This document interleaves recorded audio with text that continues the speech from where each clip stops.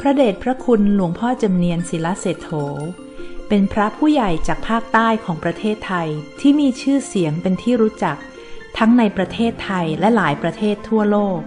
ผู้คนจดจำท่านได้จากเอกลักษณ์ที่ท่านแขวนสิ่งของและพระเครื่องหนักอึ้งหลายสิบกิโลและความเมตตาที่ท่านมีให้กับทุกๆคนที่อาตมาได้แฝงของมากสาเหตุมาจากครูบาศรีวิชัยเขาลือว่าเป็นพระอรหันต์5 จังหวัดมีเชียงใหม่เชียงรายลำปางและพะเยาถึงเชียงของหลายสายที่ว่าพระครูบาศรีวิชัยเป็นพระอรหันต์ครูบาขาวปีรองจากครูบาศรีวิชัยทำให้เถระบางรูปท่านหมั่นไส้ว่าโอตริมนุสธรรมก็หาเรื่องจับไปศึกไปขังไปศึกให้เลิกสอนธรรมะว่าไม่ใช่เป็นพระและปาราชิกแล้วเลยศึกครูบาขาวปีว่าเป็นปาราชิกเพราะญาติโยมว่าเป็นพระอรหันต์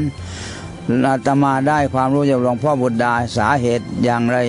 ที่ครูบาศรีวิชัยเป็นพระนักบุญลานาแต่ถูกลงโทษว่าเป็นผู้ผิดวินัยผิดธรรมผิดทุกอย่างไม่เทศไม่สอนท่านบอกว่าเขาอิจฉาว่าคนนับถือมากเกินไปแล้วก็มีญาติโยมติดตามขึ้นไปภูพิงทำให้ได้มีภูพิงปัจจุบันนี้เมื่อก่อนเป็นป่าแต่ครูบาศรีวิชัยก็ได้พาพวกญาติโยมนุ่งขาวเสวียงบ่าใช้ผ้าขาวเป็นกลุ่มขึ้นไปสวดมนต์ไหว้พระทำพิธีกรรมทางศาสนาทำให้คนเฮขึ้นไปดูกันมากท้ายสุดก็ได้เป็นนิเวศภูพิงขึ้นมาทำให้เจริญแต่เหตุผลนั้นชาวบ้านเขายอว่าสรรเสริญท่านเป็นพระอรหันต์แล้วทำให้เกิดเรื่องใหญ่อาตมาพอได้รู้ว่าการลือเป็นพระอรหันต์นี่มันทำเป็นอันตรายแก่เราเองและมารมากลูกศิษย์ติดตามก็มารมากเลยตั้งใจว่าลูกศิษย์ไม่เกิน5 คนที่ไปด้วยกันทั้งคฤหัสถ์หรือพระแล้วก็ไม่พาญาติโยมไปมากแล้วตัวเองก็ต้องไม่ให้ลูกศิษย์ว่าเป็นพระอรหันต์ก็แก้อย่าได้อย่างเดียวแฝงของพรุงพรังให้เป็นคู่โลภไม่ใช่พระอรหันต์เท่านั้นก็จบท้ายสุดอาตมารอดมาคนเดียวพระดังยุคนั้น4 รูปถูกเรื่องหมดทุกองค์ที่ศึกก็มีไม่ศึกก็อยู่ไม่เป็นสุขและชื่อเสียงเสียหายทั้งที่ชื่อดังไปทั่วโลกแต่ว่าถูกมารเล่นงานไม่มีวันจบทั้งคฤหัสถ์ทั้งพระทั้งญาติโยมทุกคนที่อยู่ใกล้อยู่ไกลก็รวมกันมาทำลายให้สำเร็จท้ายสุดไปเสีย4 องค์ที่พระดังในเมืองไทยอาตมารอดมาได้กับแขวนของรึงรังแล้วไม่มีใครมาว่าเราเป็นพระอรหันต์ได้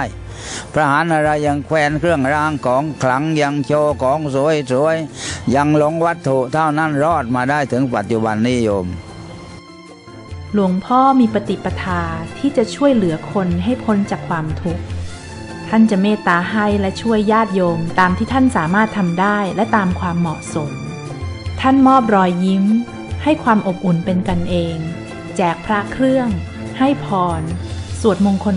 9รวมทั้งปลุกเสกวัตถุมงคลให้กับญาติโยมจำนวนมากที่มากราบท่านตามสถานที่ต่างๆและเมื่อใดที่มีโอกาสหลวงพ่อจะสอนธรรมะและข้อคิดสั้นๆและบางครั้งก็สอนกรรมฐานตามแต่จังหวะเวลาและโอกาสจะเอื้ออำนวย He carries like 70 kilograms of weight on his body all the time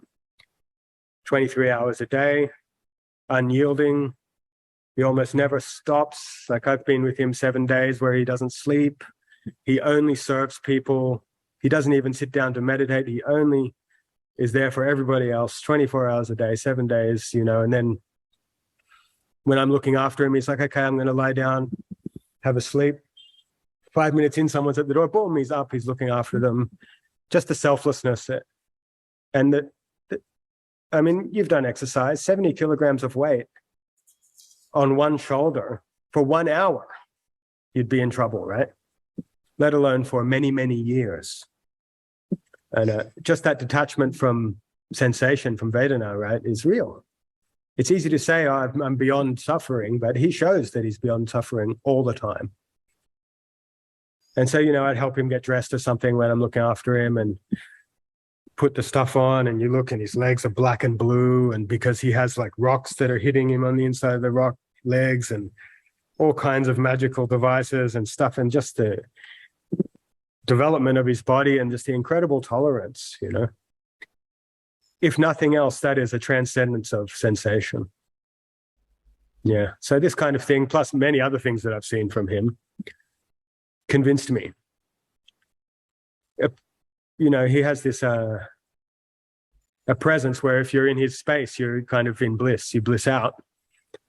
And not just people with faith. I mean, I've had friends of the family that are Jewish or whatever, nothing to do with Buddhism. They come and they're just intoxicated by it because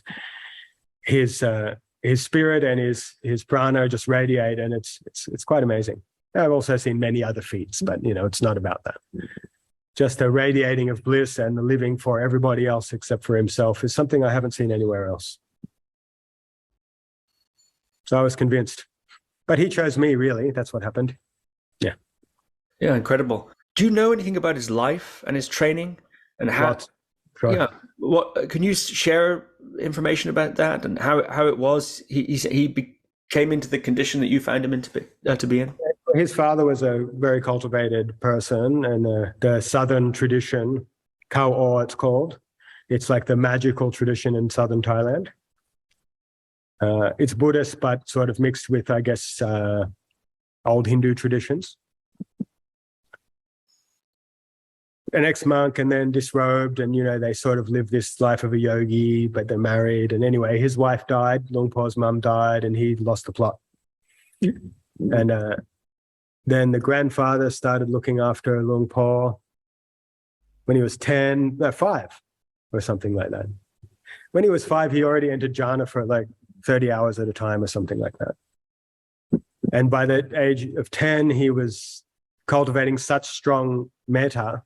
the loving kindness, which is not an idea or a visualization, or it's emanating, it's intoxicating, it's real.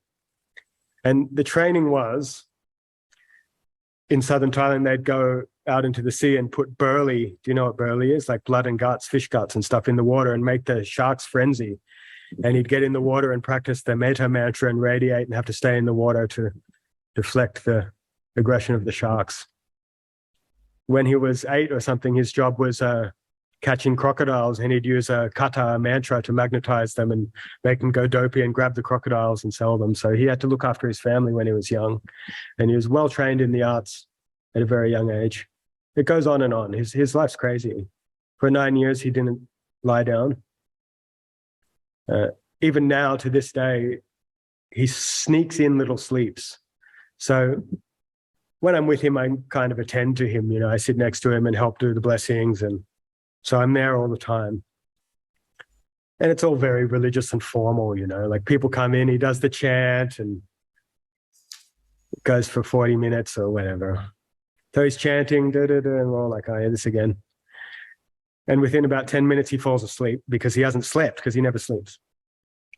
And you see, and he falls asleep, but he chants while he's asleep. He's developed this way to sleep while he's chanting. So he keeps doing the chant while he's asleep. And then towards the end of the chant, he kind of wakes up and comes out. So because he didn't lie down for all these years, he learnt ways to, I mean, if you don't sleep, you die, right? But he doesn't sleep very much. So it's this kind of thing. It's kind of amazing. Yeah. True effort. I mean, his path was metta and effort, I would say. Massive effort. How is it that 70 kg on one shoulder, I assume in some sort of shoulder bag?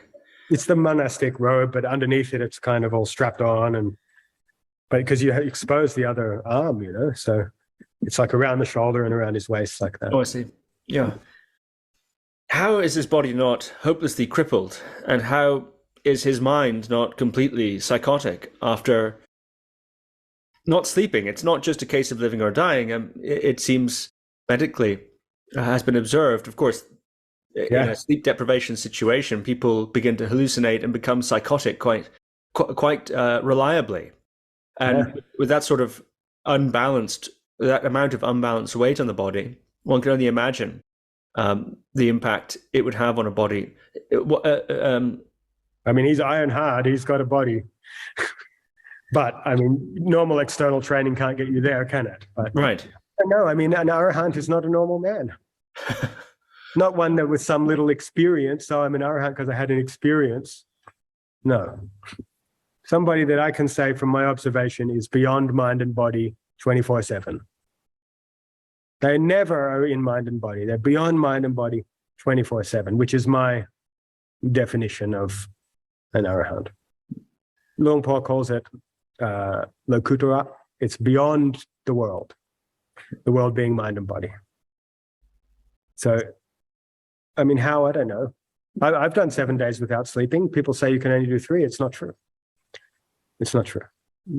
What somebody without cultivation can do and what somebody with cultivation can do are just not the same. They're just not the same at all.